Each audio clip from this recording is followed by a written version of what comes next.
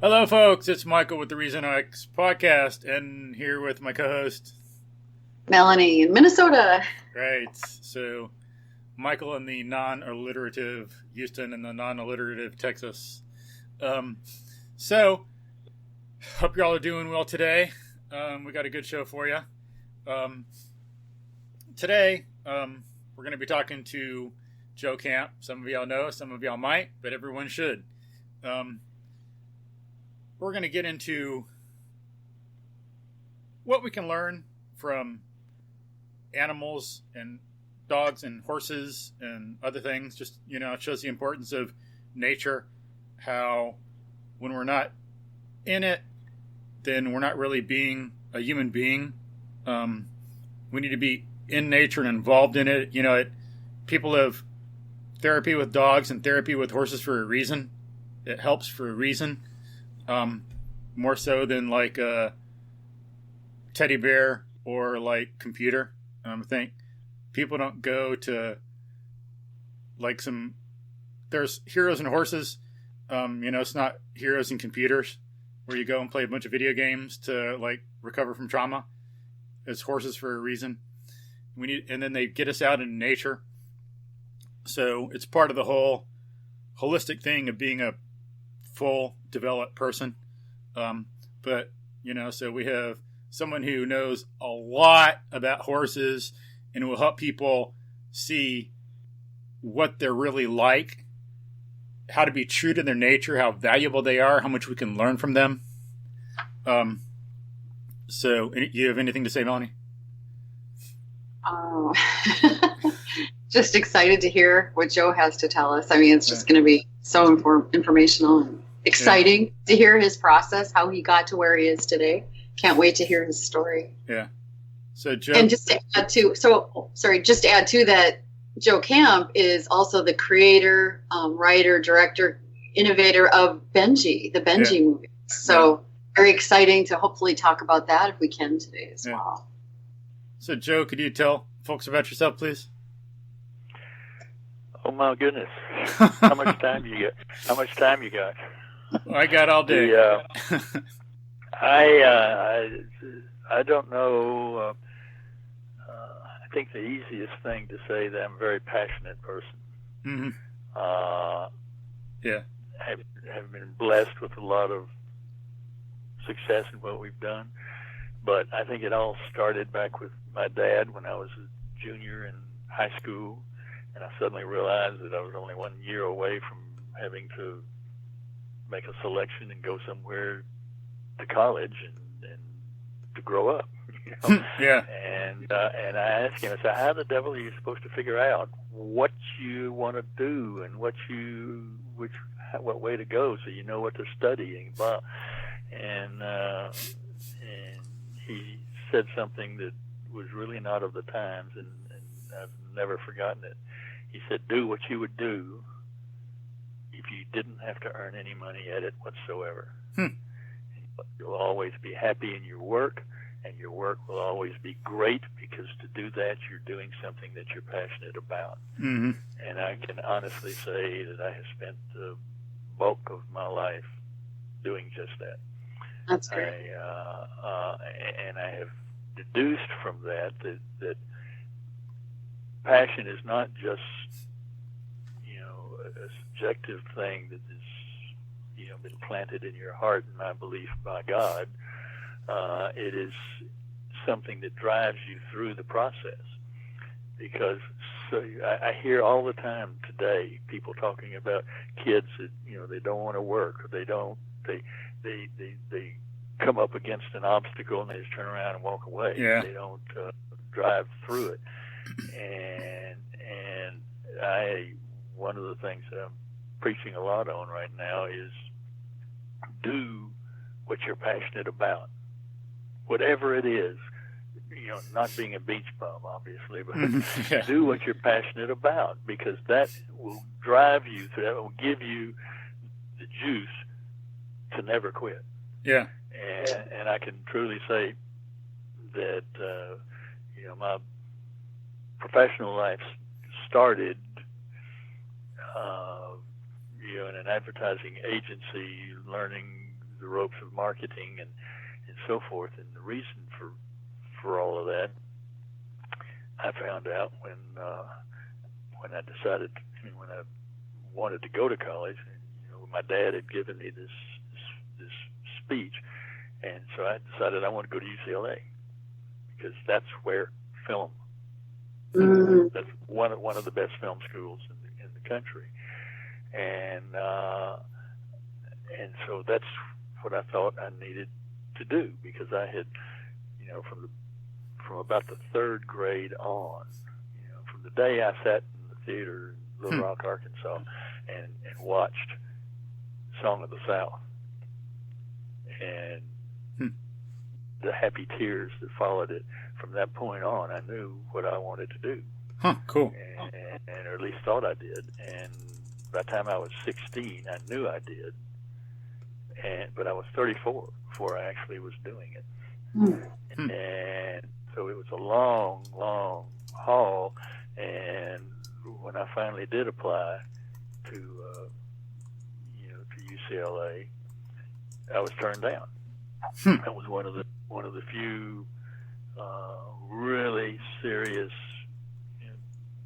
points in my life where I thought life was over as I knew it. Yeah, wow. If I can't follow that passion, what am I? And what it was, as it turns out, there's another phrase that somebody used recently. It was that what God allows in His providence often seems to contradict His purpose.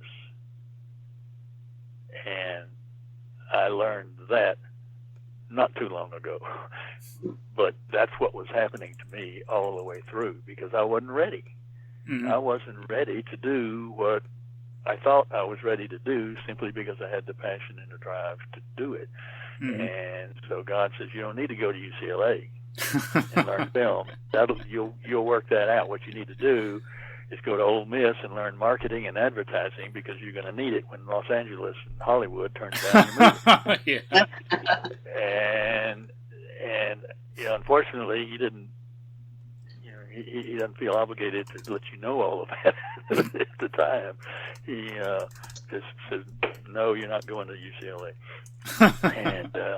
and yes, everybody in Hollywood turned it down when the time came. The movie was finished, and we took a finished product out there, the original Benji, and everybody out there, including Disney, turned it down. Yeah, wow. And we had one choice, basically, is either throw it in the trash or figure it out. And so we went back and raised more money, formed a distribution company about which we knew nothing, wow. And spent the year of 1974, believe it or not, working out the flaws in the marketing program, which I said, I don't worry about that. I got that down. I got that pat, and every decision I was making was wrong. And so we plowed our way through, that, and the picture was released across the nation, not at one time, but piecemeal, in 1975, and became the number 3 picture of the year. Cool. Nice. From our own distribution company in Dallas. And, everybody thought it was pretty much an overnight success. But it was years and years. It goes, you can track it all the way back to, like I said, the 3rd grade. Yeah, true. Little Rock, Arkansas. And then when the process actually got started, it was like, trying to work your way through a minefield of just, slammed doors, and bad decisions, and lack of knowledge, and one thing and another. And I learned for the first time, I know somebody else who said recently, I heard this, and it says the most successful people are the ones who say no a lot. And you can track success by how many times they say no, basically. And understood that way back then, because what we were trying to do was brand new. There had never been a movie in which the dog was the three-dimensional character, in which the people were the props, and where the story was going to be told through the eyes of the dog without the dog ever issuing one word in English. Oh, yeah. And so the dog was literally going to have to act on the screen. You're going to have to feel that dog, because that's where your story goes through. And yet today, I can ask fans of that movie what they liked about it so much, and nobody has a clue. They don't stop to think about what's really happening to them. But to get it on the screen, it was a major problem. It was I mean, you think that the dog has got to show, he's got to be happy, he's got to be sad, he's got to act like he's lost his last friend, he's got to be up, and his eyes have got to tell you what he's doing next, and why he's so upset or not upset or whatever's going on. And so there's only two ways I know to do that, and one of them is to do what an actor would do, and that is replace the emotion with a feeling by thinking of, somebody once told me that, I said, you really look good in that scene, and you did this and that. I said, what were you thinking? And he said, well, I was remembering as a kid when we lived out on the farm, and we had a outhouse, and we had an outdoor shower, and in the wintertime I had to go out and take a shower. I can't tell you how much I hated that, and it scared me to death, and I would cry. And he said, and that's what I thought about. Huh? Yeah. And that's what got me to cry. Well, so you have to replace that emotion within a dog so that it's very real, or you got to eliminate the parts of the dog that aren't acting true. And by that I mean, there was a Lassie movie I saw once. There was a big wide shot, and Lassie was under this tree, and there was a bobcat up in the tree, and Lassie didn't know the bobcat was there. And at some point, the bobcat went, and Lassie turned and looked up at the tree. That's all he did, was turn and look up at the tree. Yeah. And I said, no, a dog with a bobcat on top of him, apparently, up in the tree, everything in his body would have turned. He would have spun around and said, what the heck is that? And be out of there.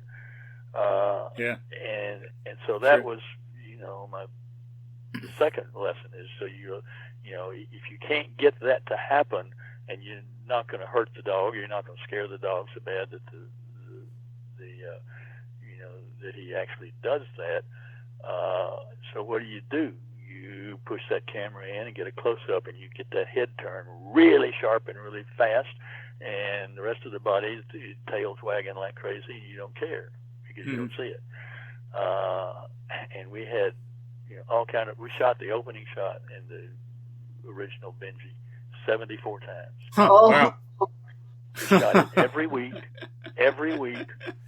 for the entire course of the production schedule. Wow. We'd go back and do it again. And every time it was my fault. I mean, the first movie I'd ever made, the first movie almost everybody on the set had ever been in, had ever worked on. And the only people that had any experience at all was Frank N., the dog trainer, and his wife, Juanita. And everybody else was basically Dallas crew who had, we'd all done, commercials and industrial films and things like that. But nobody had, experience on a real movie. And so the house, for any of y'all who have seen that movie, that opening shot is an old, beat-up, gray, haunted-looking house that's got vines crawling all over it, and yard that's unkempt and whatnot. And that's the first shot in the movie, and then the camera starts moving and dollies diagonally all the way across the yard, getting in closer and closer, and then tilting up and finally zooming to a window on the side of the house, one pane of which is broken out. And right when the camera stops, and the first beat of music hits, is when Benji pops his head through that window, and it's morning, and the birds have been tweeting, and it's supposed to feel like morning, and so when he pops his head through that window, he's got to sniff the morning air like a dog does, and sneeze and take off for his morning walk. And I desperately wanted, that's the first time you see Benji, and I wanted it to be a real dog doing a morning just like a real dog does, not a trick dog doing a movie. And so the very first time we shot it was in the, at sunup, and the sun was coming up over the horizon. The problem turned out to be that the house faced east. So the minute the sun came up over the horizon, the sun flooded the front of the house. Benji was perfect. I mean, he'd been in there asleep for who knows how long. It was the morning.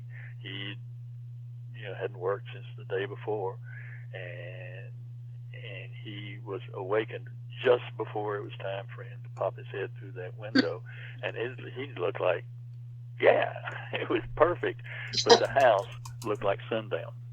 When we got the film back and looked at it, I said, "Oh my God!" I hadn't paid any attention to what the front of the house looked like when we were doing this because it was so important.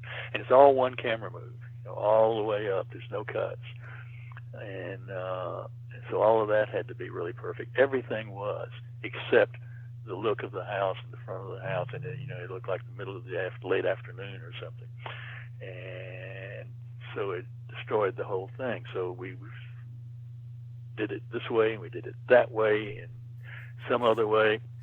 And the problem, the second time we did it, I finally figured out that the lighting needed to be in the evening, so that the sun was on the back side of the house, and the front of the house had that blue feeling as everything was backlit, and so there was it all felt like morning. And the problem, the first time we did that, is that Benji stuck his head through the window and his tongue was hanging out a foot. He'd been working all day long in the hot Texas sun, and he was done.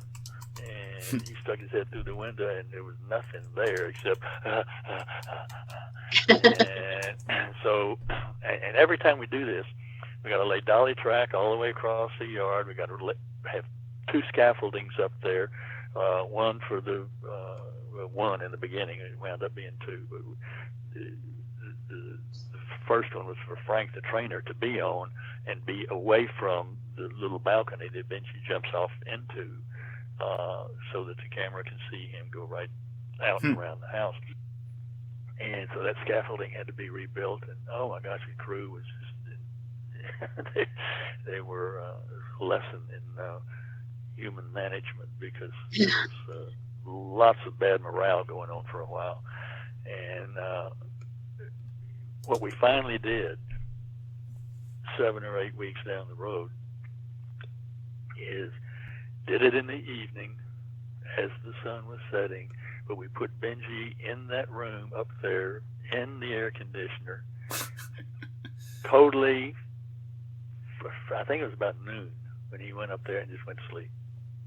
So he slept for 6 or 7 hours until the sun was actually dropping in the air, all very cool and everything. We erected a second scaffold on which we put an electric skillet with bacon, had a fan right behind the skillet, wafting the smell of that bacon right up under the window. That's clever. Very clever. Wow. And the camera was perfect. The dolly was perfect. Benji popped through the window and immediately sniffed the air. Wow, fascinating. Sniffing that bacon. There's problem solving for you. But that's, that kind of stuff is what makes all the difference. And that's what I was talking about saying no, is because this was a special kind of movie. It wasn't a movie about people. Most of the Lassie movies and Rin Tin Tins and all that stuff were not the dog was a prop. The movie was about the kid who has to get rid of the dog because he's eating the chickens, kind of thing. Yeah. And your emotion was with the kid, not with the dog. Yeah. And this was the other way around from that. And so everything had to be right on. And and we also, Benji his eyes stand probably 12, 14 inches above the ground. And everything, the camera always had to be down to get his perspective, had to be down with him, and that caused all kind of problems. when you have a camera, you also have to have what is called a head on a tripod, usually. And the head is what you pan with and tilt with and give some movement to the camera without it shaking like somebody was holding it. And that we had to invent new equipment to get down there, and we spent the entire summer. That summer, about 12 of us piled around the camera, down on the floor, trying to, there's a focus puller there, there's a camera operator there, there's a trainer there, there's a guy with Benji's eye light there, there's me there, and we're all piled and crammed in because we're doing a very, very close, very real shot. And I learned sometime back in photography that anytime you get a close-up of anything and it's on a telephoto lens, everything gets flattened. And your brain may not be telling you exactly what's going on, but it doesn't feel intimate. Because it just feels close. Because when you're in close with a wide-angle lens, it's like when you're in close with your eyes. You see around things that you don't see around when the camera's across the street with a big, long lens on it. And so the first rule was on all close-ups, we were using a wide-angle lens and being down there with Benji and trying to find a place to put the eye light. And it's just a little sparkle in his eye. If you watch the movie or any photographs that you've ever seen, he's always got those sparkles in his eye because it livens everything up tremendously. Wow. And so he, that's always got to be there. But generally speaking, the light had to do the right reflection. The light had to be right where the camera and where the trainer was, and because the trainer, we wanted the look always to be, very close to the camera lens, not in the camera lens, but very close to it, so that you're getting the full impact of the dog's face and his eyes. But the lights have got to be in that spot, but the trainer's got to be in that spot, and I've got to be in that spot because I want to see if it really worked. And so it was like a zoo or a circus, actually, through the whole entire summer. And things went wrong, and things went wrong, and things went wrong all over the place all the time. That's life. And we wound up going several weeks over. I remember there's one scene in the movie that is shot from a cherry picker. It's one of these, like a utility company has that goes up and works on the power poles. And we had the camera up in the bucket of this cherry picker, and it was in just an old ratty abandoned alley, and the music is just tearing your heart out. And Benji, little bitty in the frame, has just lost his. I mean, he is trying desperately to get this information to some people who have no way to understand what he's about. They just think he's being a pest. Yeah. And we know that he knows where these kids are. People always said you got to have a story synopsis in press kit. And I said, no, we're not going to do that, because the story is not about dogs saving kids from kidnappers. The story is about a dog struggling to try to communicate something to a bunch of people he can't communicate with. And he's just been thrown out of the house for doing just that, and he's going around now looking for his friends, trying to find somebody that would see through all of this and get his point. And we're up in this big wide shot, which really is emotional because he's such a little dot in the shot and so small, but his head's down and he's just moping through. And the way Frank got him to do that, the trainer, was he was walking backwards about 40 feet just out of frame, ahead of Benji. And he was screaming at the dog. Huh. Get your head down, shame on you, you bad dog, get your head down. Huh, wow. And we were doing a rehearsal, and I turned to the guy who had the control on the bucket, and I said, take me down, I got to go talk to Frank. And so I went down and got out of the bucket and went over to Frank, and Frank says, is that what you want? And I said, yeah, Frank, that's exactly what I want, but I can't bear what you're doing to that dog to get it. Yeah. And everybody in town can hear you, by the way. he was very loud. And he said, what are you talking about? I said, you're just destroying that dog to get him to look the way that we want him to look. And he said, you do your job and let me do mine. He called Benji over. And Benji was just sitting there, kind of scratching a flea sort of thing, and just happy as a clam. And he calls over, and Frank said, get that head down. Boy, he dropped the floor like he had just lost his last friend. And he said, okay, and bing, up, wagging his tail, getting a treat, and it was the happiest dog in the world. He knew exactly what he was doing.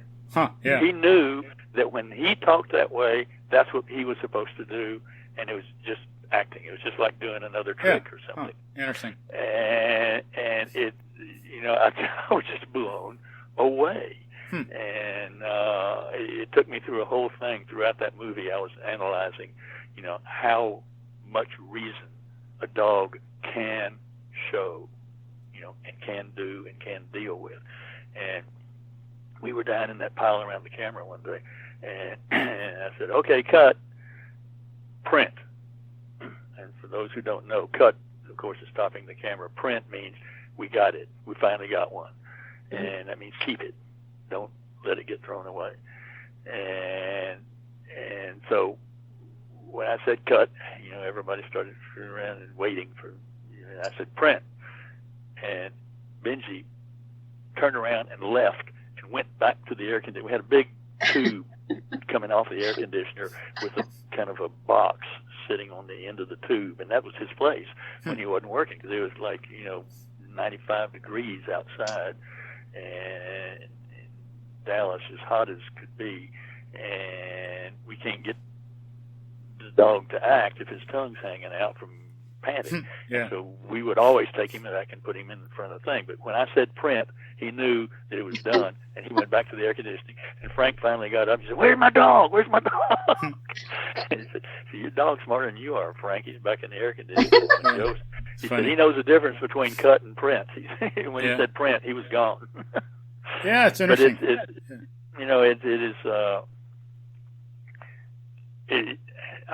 I did throughout the course of that say no way more than I ever said yes, because if it's not right, if it's not there, if it's not going to be that magic, then we got to do it again. Yeah. We got to do it again, and we got to do it again. And so one thing, let me see real quick, as a contrast, if people want to watch this movie, Army Dog, it's it's not great. It's cute in some ways, but since they didn't say no enough, like there's some scenes in there where supposedly like the dad and the girl are camping, his daughter, and with the dog, and this wolf's coming after him, which wouldn't even happen in real life, I think, because that's the way wolves are. They're not going to come after you like that. It's just relying on some kind of like misunderstandings of biology and a lot of people. But they show this this wolf, and like he's up on a rock, and he's supposed to be a terror. I just want to pet him. His tongue's out. He looks so cute, and they have to even have to have a soundtrack of this, oh. But the wolf's with while that's going on, oh, he's got his tongue out, and he looks so cute. And at one point, I just started laughing. It was just so ludicrous, Yeah, we had a we had a problem in For the Love of Benji, which was the second movie, that it was a situation where a Doberman is after Benji, and Benji has gotten a friend through very clever ways that is a big. It's kind of like a yellow lab, but it was a mixed breed, so it almost bordered on being like a husky or something. It was a big dog, and so it's a situation where the Doberman is chasing Benji. Benji goes back to a familiar place, high, that jumps down into this tomb in Athens, this ancient Roman tomb in Athens, or Greek tomb, I guess, and goes under this thing. And the Doberman jumps down, and as the Doberman jumps down, comes face to face with that big dog that was under the thing that Benji was going under. And Benji was standing behind the big dog. And the object of this scene is that the big dog says, "Okay, now, bud, what you going to do? I think you should leave." And so the Doberman immediately was like, "Wait, what's going on?" A great expression from the Doberman, which was gotten with a little, these air guns that you dust things with. And, and we just popped him in the face with a little air gun, and he kind of blinked and looked funny, and it was great. Interesting. Wow.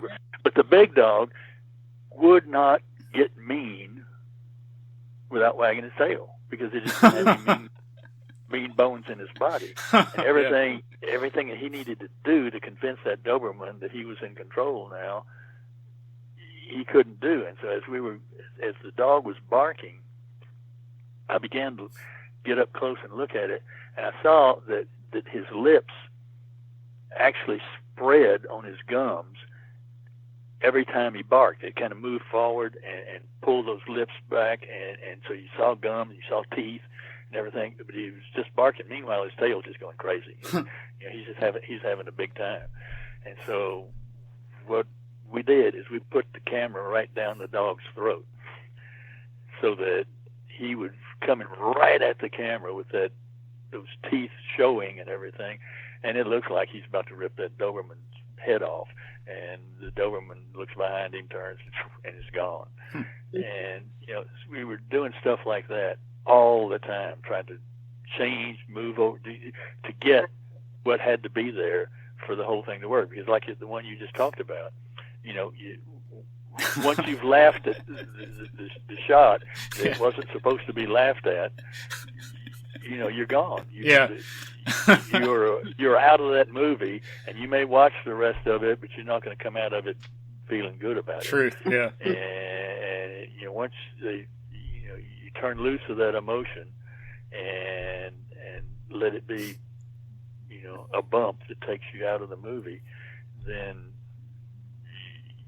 you don't have them anymore. And it had to be right. Had to be right all the time. So that was an interesting, set of problems. But it's the passion that I started talking about that drove me and a lot of the others on the crew and the trainer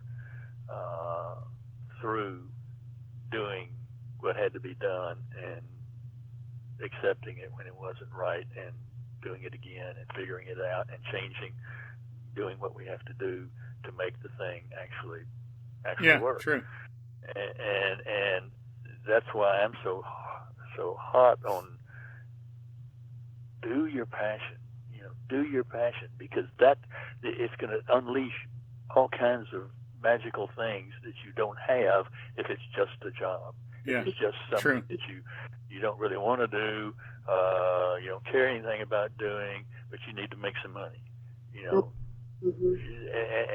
I think before we started the podcast, we were talking about Kathleen, my wife, who is a lawyer, is now teaching school because she is making a difference in these kids' lives. They send her letters back. She teaches junior year in a prep school, and And when they get out to college, they're sending letters back saying, I can't tell you how much I hated you when I was there, and I thank you so much. Yeah, because true. I am now finished with my papers. I've written them, and I'm in bed at 10 o'clock, and all these other people are going to be up until dawn, and I'm going to have the A, and they're going to have the C. And the A and the sleep.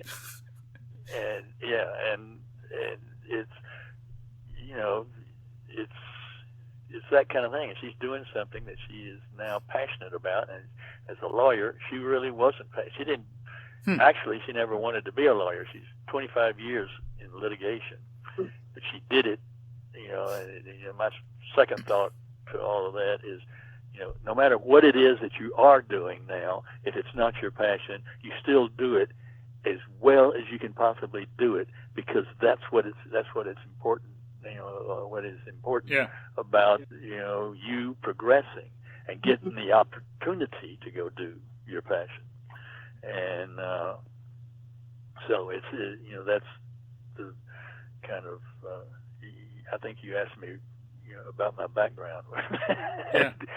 Got a little off of that track. But, well, it's important. One thing I want to throw in, there's some important points made in here to like flesh out for other audiences.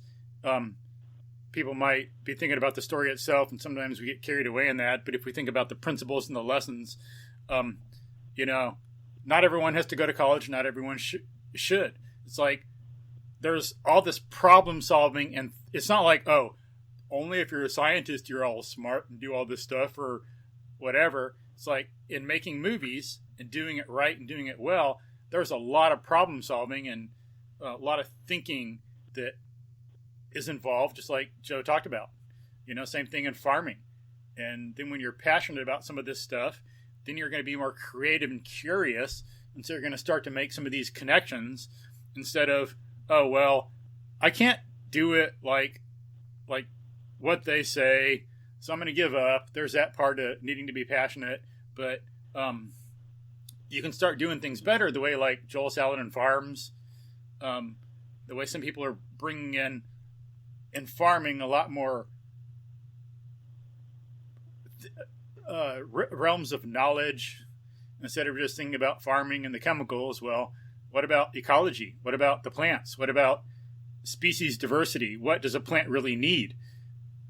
If we have, some people say nitrogen, but do we need more than just nitrogen?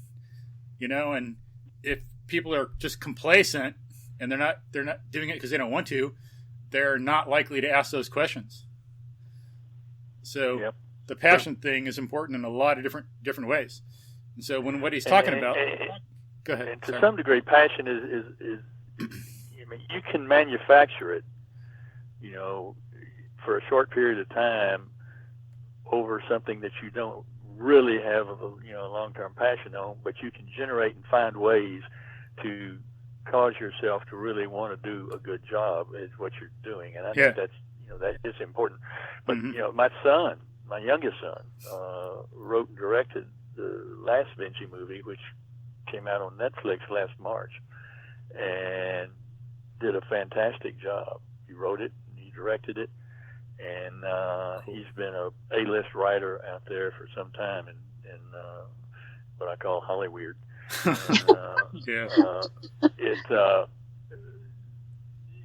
He was at Northwestern in above Chicago, and he came home.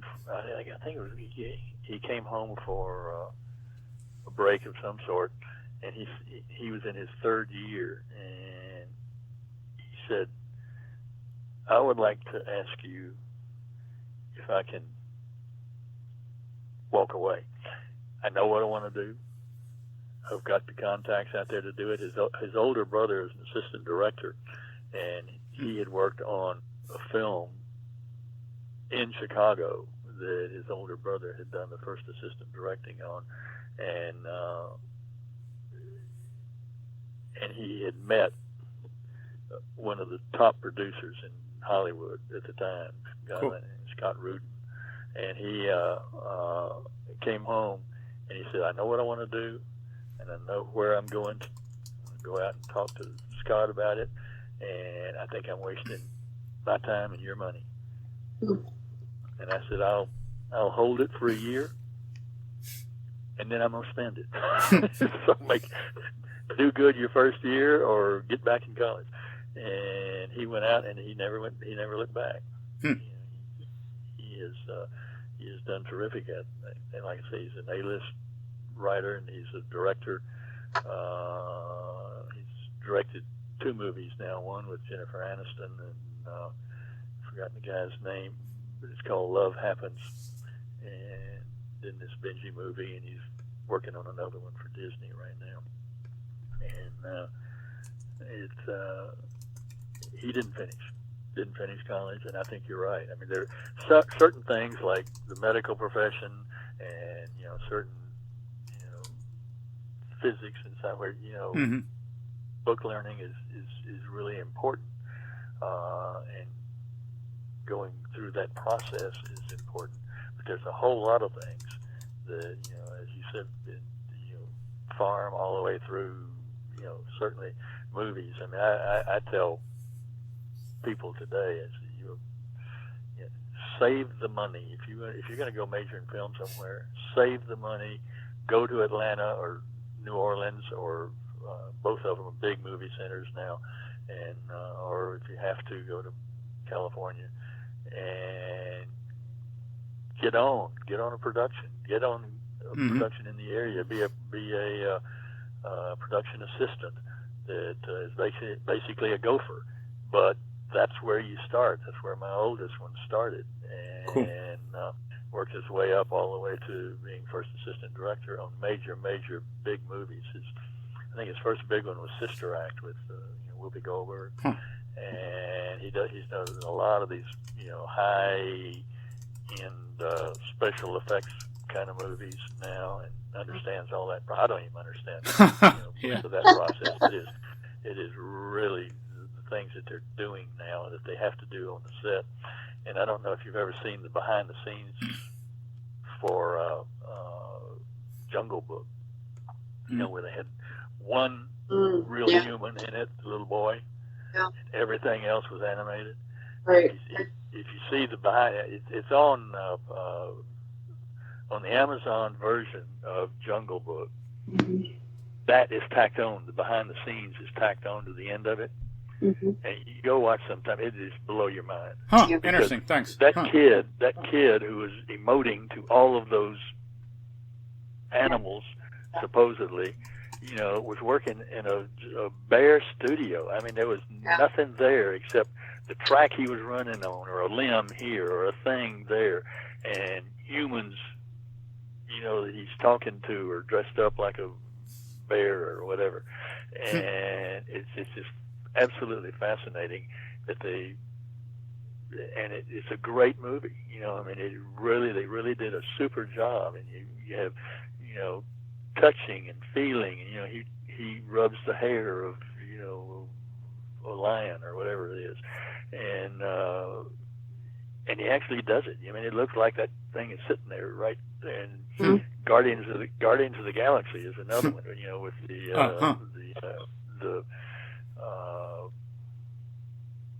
the rodent that what the heck was he? The raccoon. Raccoon. That's what it was.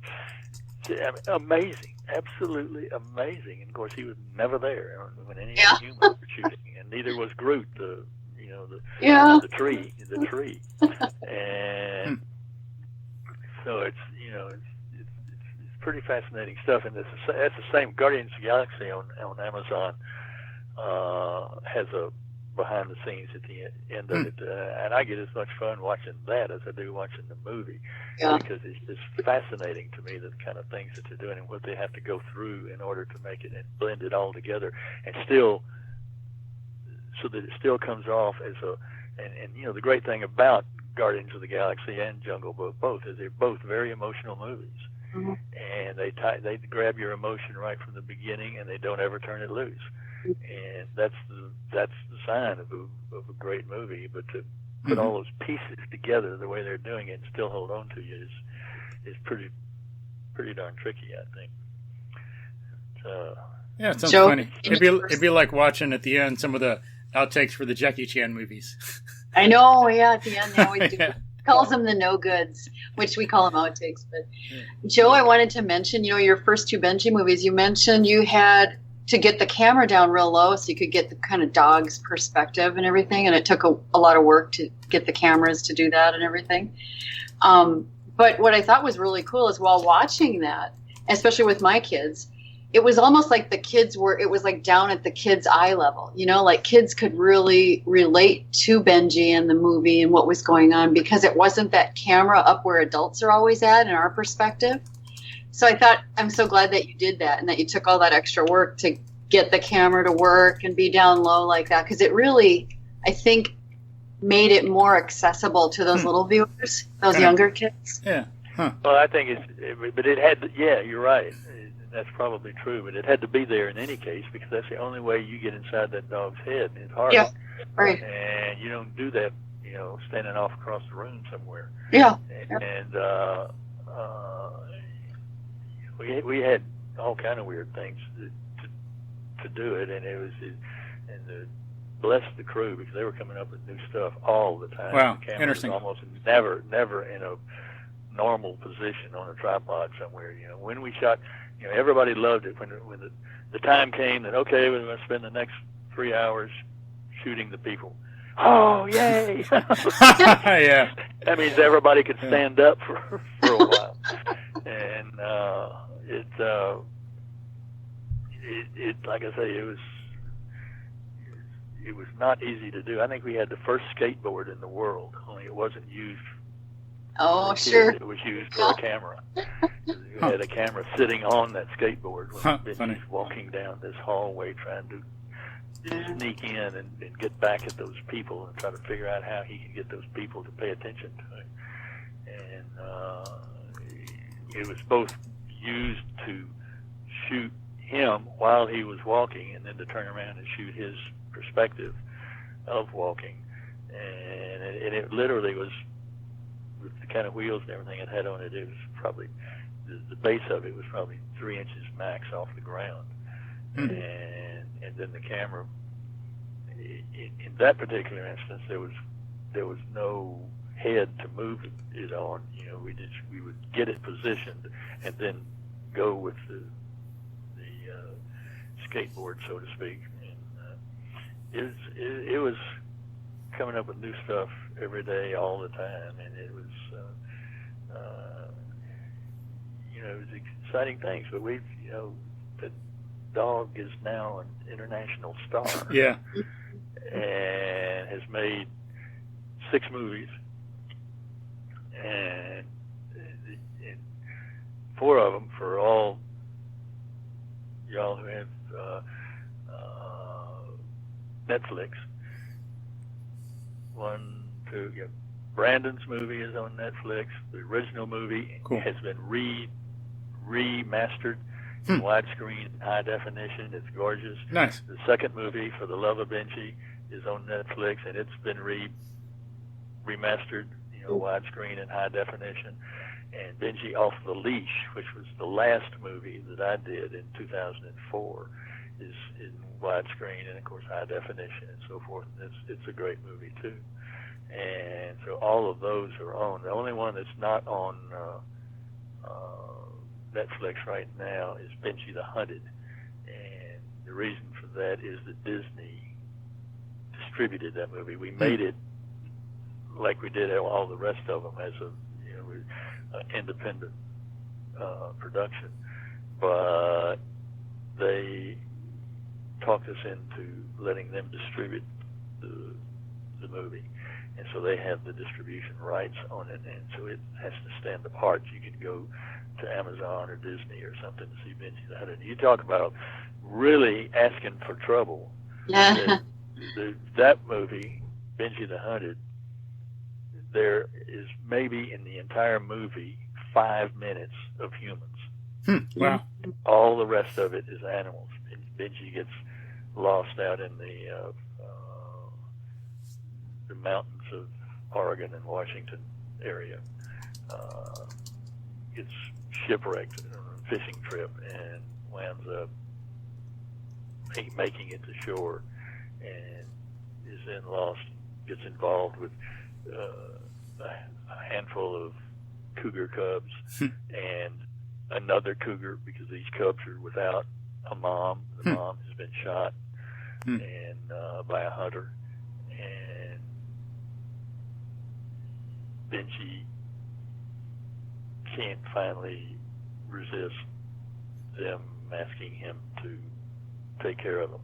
Mm-hmm. Yeah. And the story is his quest to get these cubs back into the arms, so to speak, of another mama cougar, and which he ultimately, finally does.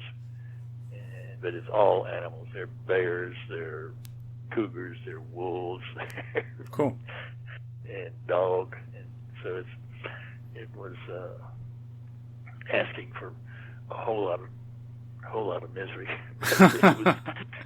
It's a very good movie, actually. Yeah. Tell us about your Christmas special one for Benji. That one I saw recently, and that was really fun to see with Ron Moody. Yeah, that one's on Netflix also. Yeah. And it also has been remastered into widescreen. And when these movies were originally digitized for television, there was no such thing as widescreen. Mm. And that's something I'm particularly proud of, actually, is that the original Benji movie is over 40 years old, and it's still out there being watched every day. Yeah. Mm-hmm. And so is For the Love of Benji. Yeah, the Christmas thing was a lot of fun working with Ron Moody, because he was Oliver has always been one of my favorite movies, and he was the guy in Oliver, and so to be able to work with him on this was just super. And, yeah. It was. I won't say that it was enjoyable, because there's no production that I've ever been on that's been enjoyable. It's funny, everybody says, "Oh, I want to direct movies." Writing the script is fun. Editing the movie is somewhat fun when you don't run into problems you can't solve. But everything in between is really hard work. Mm-hmm. It's not at all necessarily fun, and they're very long days, and it's a good way to crack up, I guess. Yeah, you got to be, as you say, you got to be passionate about it and have the interest to go through it the long term. Yeah. Like Baron Heinrich, the biologist, he likes to say, knowing all he does about biology and evolution, he likes to say that some of that is like being a hunter-gatherer from a long time ago. We're still doing the same thing kind of psychologically, and like tracking things and going on the hunt through a long period of time, and similar thing there, having to start out with something and stick with it and go through this long, arduous process to get your final goal of making the movie. Yeah, and then it doesn't stop there, particularly the way we had to do it, because we were in distribution ourselves. Right. For the first several, and that was. I won't say that was fun, because it was really. I was on the road 5 days a week with Frank and the dog, and we were doing promotional tour. We did everything from Spartanburg up to New York. That's the smallest place to the lot. We toured over 120 cities and towns with that first movie to get the word out and to get the concept out as much as anything else, because it was the fact that the dog was actually acting and expressing emotion on the screen. Mm-hmm. It was a pretty difficult concept to get out, and there were times when that was causing us problems. We opened the movie in Dallas, which is where it had been shot, and we'd had a year to to be talking to the press and getting the concept out and all that kind of stuff. The minute we left Dallas, the reviews went south. Huh. The reviews were. We have reviews that never even mentioned there was a dog in the movie. Huh, wow. Much less talk about the movie. Craziness. The dog. And I couldn't figure out what was going on. Fortunately, it was all in fairly small towns. But I finally, came to grips with the fact that the concept is that foreign that nobody had ever seen a movie where the dog was actually the three-dimensional character and the star of the movie. And I can see these movie reviewers in places like Lubbock, Texas, and whatnot, going in there with their little sheet. Okay, now how is the acting? How is the story? How's this? How's that? And then filling in the blanks and going back and writing the thing. And so that's where the promotional tour began. We said we got to get out there. We got to get out there ahead of the movie into every market and lay that concept on them. And so we did. In fact, the first. You're from Houston, Michael, and the very first market that we did this with was in Houston. Wow. And the Houston Chronicle and Houston Post had both at that time New York type critics down there. They had hired critics out of New York for the paper, and which were scary enough. This is a dog movie, and we're going to subject it to the artsy New York guys. But we asked them for interview, to sit down with us and tell the story. And they said, no, we don't ever do that unless we've seen the movie. And I got on the phone. I said, please, please, please, please. We've only got one print right now of this movie. We're a Texas company. We got a movie that people love, and we want you to see it, but I don't have a print that I can send to you to do it. Please do this interview for us. We need this blah, blah, blah, blah. And sure enough, they both said okay. Cool, good. And we went to a restaurant in Houston. I do not remember what it was, but it was a nice restaurant. And a big, long table right in the middle of the room. And Benji was at the head of the table, and Frank was on one side, and I was on the other, and then those two guys, and then there were a couple of other newspaper, local, smaller newspapers and whatnot. They're also at the same table.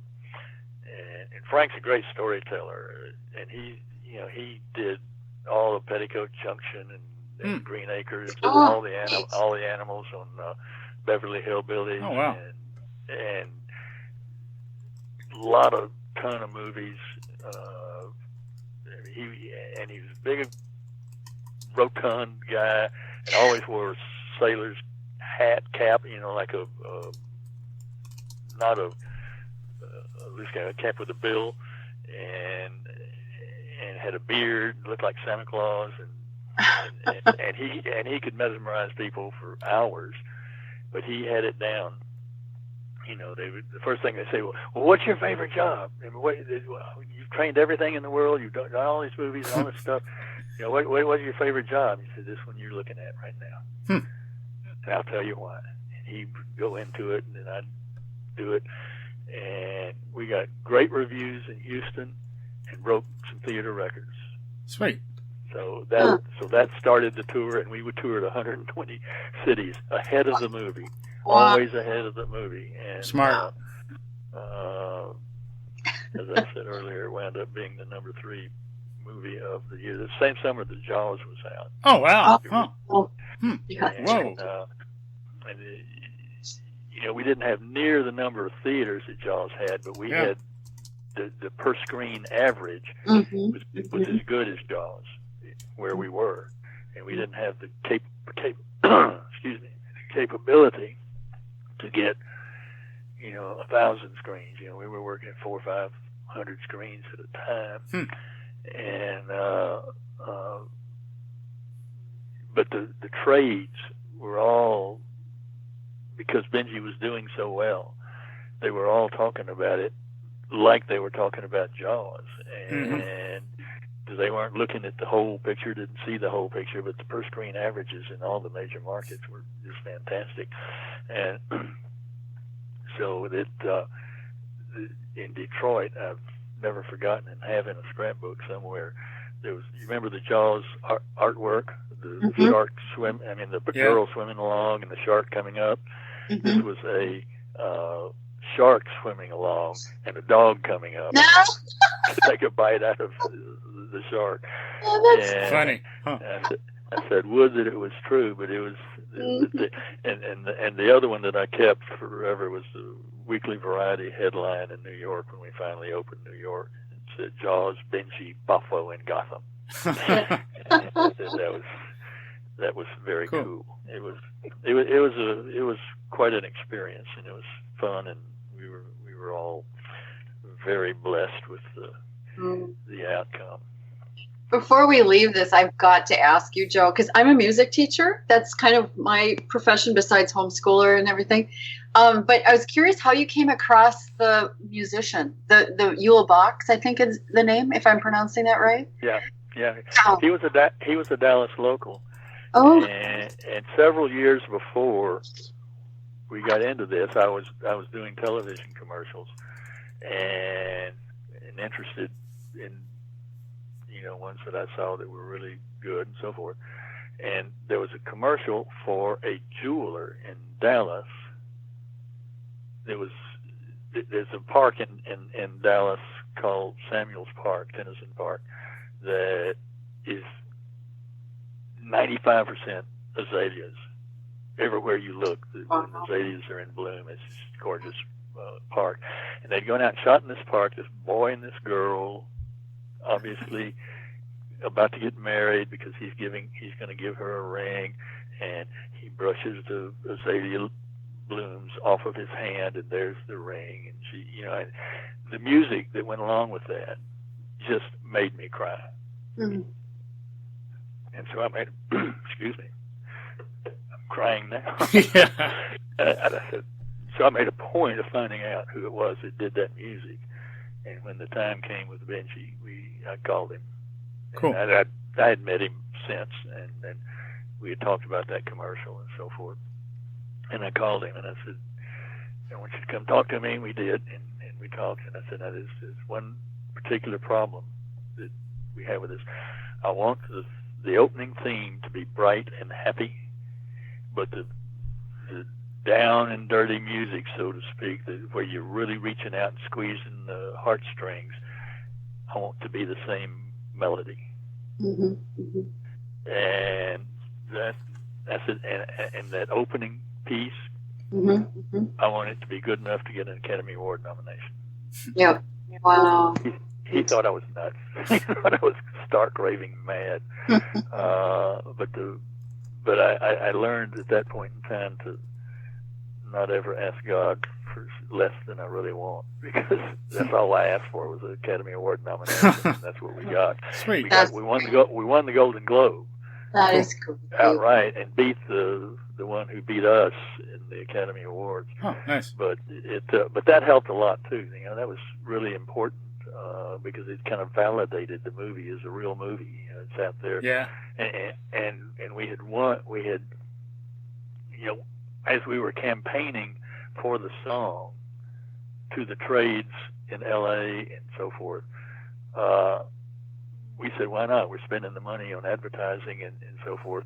We also pitched Benji for an acting award because we really wanted to drive that point home that this is what he's doing. This dog is acting just like a human does. And what it did was it started jokes going on national television before the movie ever played in Los Angeles. I mean, it played in Los Angeles, but before it had played the rest of the country. And Johnny Carson was making jokes about Benji and da-da-da-da-da-da. And the point of it, reviewers all over the country were saying things like, this dog deserves an Oscar more than most human actors. stuff like that. And so, that whole thing came out of the pitch for the Academy Award nomination for the song, and helped us a lot, because literally about 80% of the country had not played at that point in time. Wow. Cool. And like when you did the 120 cities, and how many days was that? The whole summer. Just in the summer? Whoa. Did you do like 4 cities a day or something? Jeez. No, it was one a day. Wow. But we were out there, 5 days a week, and I would come back to the office every Friday night and be in the office Saturday morning to set new bookings, to set advertising budgets for the bookings that were already on, and for the new bookings and all of that, and to look at the figures on Monday morning of what it was doing. And at that time, there wasn't the internet and just to dial up any movie and tell what it's done. They had to be reported in by the theater chains themselves for each market and each theater and where they were. Wow. And so I would see the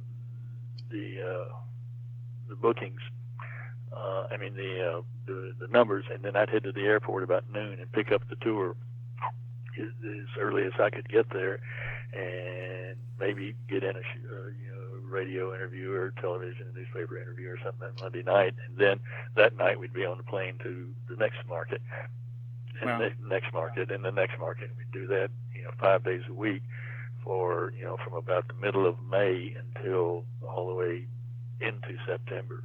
And that was across cities on the whole country, right? Yeah. Wow. Jeez. Did you when you finished with it, did you just go home and sleep for a month? Jeez. I don't remember what I did. The problem was that, as things went really well, I remember I was always out in front of the ball, so to speak. If this happened good, that's great. So what's going to happen over here, and what are we going to do with this, and how do we parlay that to this, and I was doing all of that, and we sold licensed the rights in Italy, and they wanted us to come over, the dog and the trainer and myself and Carolyn, and just go to Italy and do the promotion, do the same thing we've been doing around the country in Milano and in Rome. And so we did, and we hit the ground. The flights over, usually you get in the mornings over in Europe, and you travel across the ocean at night, and so you didn't get any sleep. You go to work immediately, and the night, I think the next night, we were on a train going down to Rome, and did get some sleep, and got off the train in Rome and walked out into this piazza, and there was a full-blown billboard of our dog. Nice. Wow. Nice. Yeah. That'd make you feel good. Well, pardon me. Look, Benji, it's you. Look, Benji, it's you. But that's the first time that I really stopped long enough to say, holy moly. Yeah, that makes sense.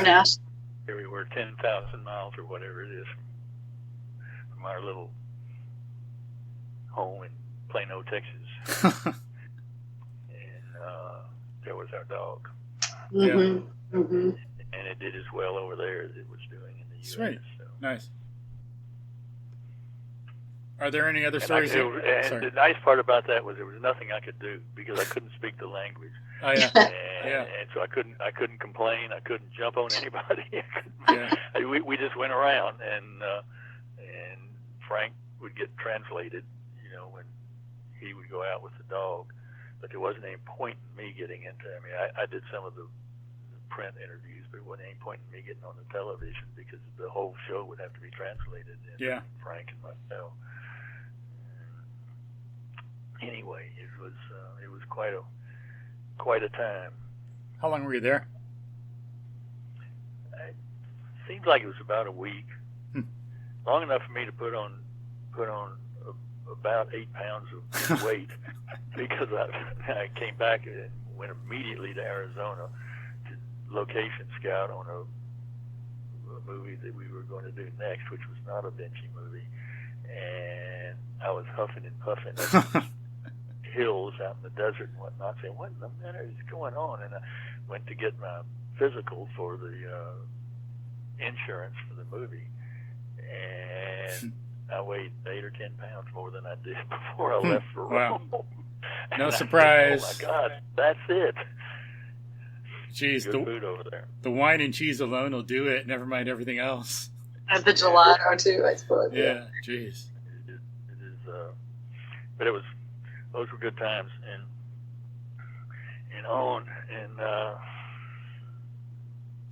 so I don't know where we are. We're still on the first question. Yeah. Were there any other countries you went to, or just Italy? No, we went all over. We spent some time in France. Of course, the second movie was shot in Greece, and the Christmas special was made in Zermatt, Switzerland, and we were in the UK for some work on a movie, but Benji couldn't go to the UK because there's a quarantine on dogs, and we shot some shots over there for this particular movie, but it was distant shots with a double dog.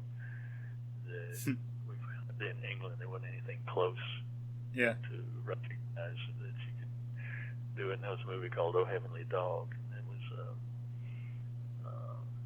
but yeah, we've covered Europe pretty good. Cool. With traveling in Japan. We've been to Japan twice with Benji. So, anyway, what's next on the question? Let's see. Did you have any other problems you had to solve on Benji you'd be willing to share? Anything interesting, like some things that show like the thinking y'all had to do behind the scenes, or